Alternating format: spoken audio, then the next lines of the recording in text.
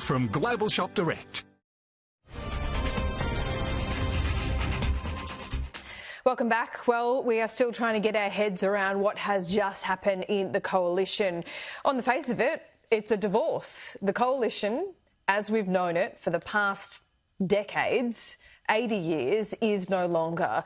The Nationals and the Liberal Party have officially split. So on the opposition benches, in the opposition shadow ministry, there will only be Liberals, and essentially the Nationals will sit on the crossbench. Joining me live now is Shadow Home Affairs and Cyber Security Minister James Paterson. James, where were you when you heard this news, and what do you think of it? I was on my way to a meeting, Laura. I was surprised and disappointed when I heard the news yesterday, particularly because I think that the four policy issues identified by David Littleproud and his National colleagues are not insurmountable issues. I don't think that the Liberal Party and the National Party are that far apart ideologically. Of course, we have some differences from time to time, but I believe had we been allowed to follow the proper process and had we been given reasonable time, we could have come to a mutually agreeable landing on all of those issues between the Liberal Party room and the National Party room. And I am still hopeful that we'll be able to do that in this term. I do not think we should head to the next election without having reached a coalition agreement. Well, if you don't, there's just no way you can be a party of government. Well, it certainly makes it harder, Laura, and I don't think it's in the Liberal Party's interest or the National Party's interest, or more importantly, in the interest of the people that we represent, whether they're in urban areas or regional areas, whether they are small business people or farmers or families. I think they all are more poorly served by the two centre-right parties of Australia being at loggerheads rather than working in partnership. I mean, at elections, the Liberal Party already has to fight the Labor Party, the Greens, the Climate 200 finance teals, so do the National Party. None of us should be in the market for any additional political opponents than we already have, frankly. I mean, David Littleproud said this morning, and as he said yesterday, well, the Liberals need to find out who they are. Do you know who you are? I think we've got a pretty good idea of who we are and what we stand for, Laura. Our values are timeless. They are the principles that the Liberal Party has always espoused, but candidly, which have not always been consistently reflected in our policies, and we've got work to do to make sure that's the case, so that our supporters in the community recognise us for who we are and are proud to vote for us again, and we have a policy offering that inspires them to have hope for the future of our country. That is our task, and frankly, that's our task regardless of whether we're in coalition with the National Party or not, and we'll set about doing that now. But I think we should try and put this back together as quickly as possible.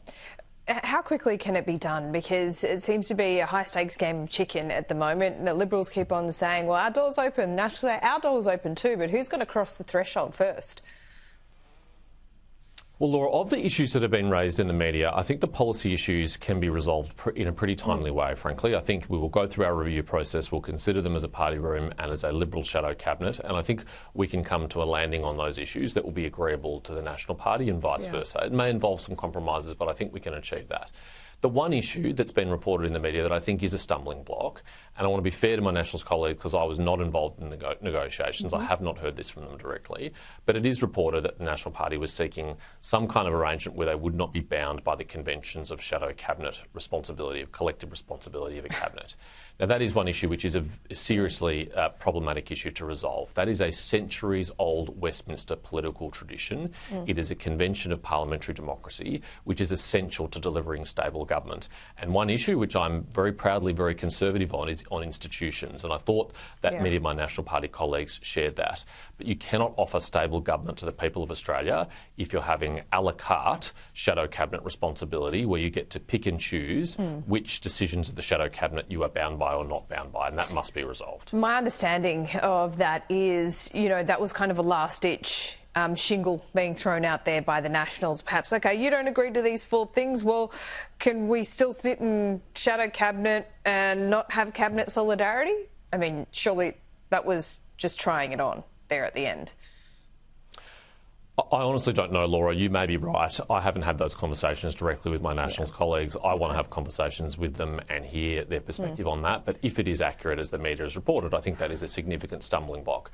There's many things which we are willing to compromise on to reach agreement, to reform the coalition. But one thing we cannot compromise on is a fundamental feature of parliamentary democracy and the Westminster system of government, which we have inherited a tradition from centuries ago in the British Parliament and which we are custodians of and should aim to hand over to the next generation. Do you think the defection of Jacinta Price to the Liberals fomented this distrust and further frayed relations between the Liberals and the Nationals?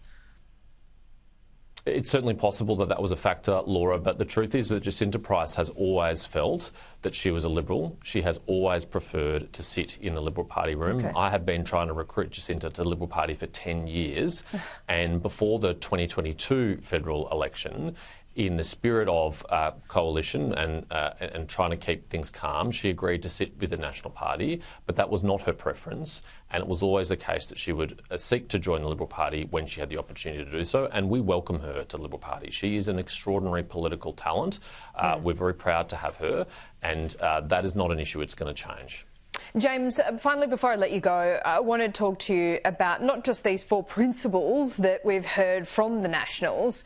I mean, nuclear being one of them. David Littleproud seemed to say this morning that he would accept a policy platform agreed to by the 2 parties, that it would just be to lift the moratorium on nuclear, then perhaps let the market decide, not a commitment to spend taxpayer money to build them.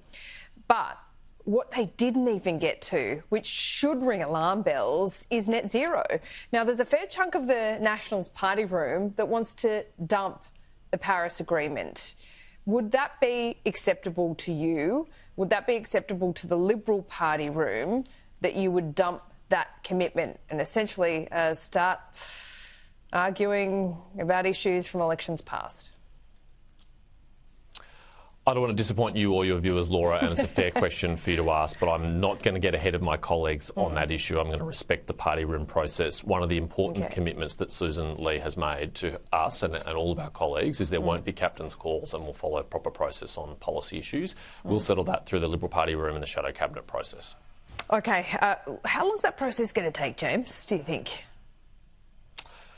Well, look, I mean, we'll have to start making decisions on policy from the day that the Parliament sits, because the Labor Party will be putting up legislation that we'll have to determine our view on, and we'll go through the normal backbench policy committee process, shadow cabinet process and party room process. Okay, so that's a really good point to make. I'm sorry to interrupt you, James, on the structural issues as well, but you're right. I mean, once Parliament resumes, the party's going to have to make decisions on it. Do you see a problem with, making decisions on principle as with policy as they arise before you get to, a more firm overall principled policy platform?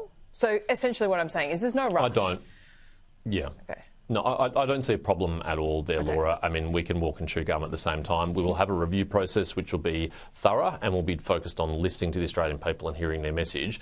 But you have to make tactical decisions every day in politics and how you respond to issues that arise. And the Labor Party will bowl up many interesting policy options for us to consider and respond to, some of which they might have a mandate for, much of which they will not. And we will have to determine what we think is in the Liberal Party's interest and the national interest, and that's how we'll vote. James, great to talk to you as always. Thanks so much. Likewise. Thanks, Laura. Chief Election Analyst Tom